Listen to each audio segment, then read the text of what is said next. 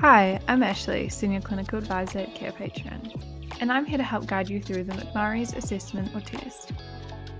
So what is a McMurray's test? This test is a form of physical therapy assessment where the therapist manipulates a patient's legs while applying pressure to the knee joint in order to gauge the patient for any meniscus tears.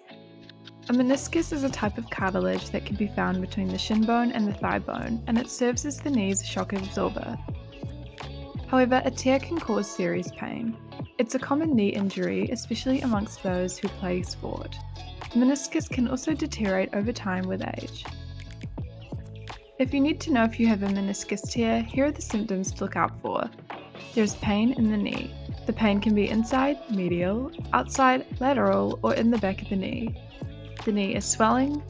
The knee joint locks from time to time. The person is limping. And there is an inability to fully extend or bend the knee. There are a variety of healthcare professionals who can use this test, however, it is commonly used by physical therapists.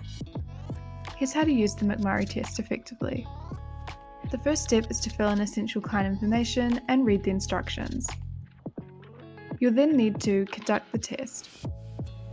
Finally, integrate the results within the treatment plan to achieve high outcomes. To view a sample assessment of the McMurray's test, feel free to visit carepatron.com where you can download and access the test for free. You can also access the test via our platform, filter by community and assessment, and type in the keywords to find the note faster. Thanks for watching, and remember to subscribe to Carepatron to view more healthcare videos in the future.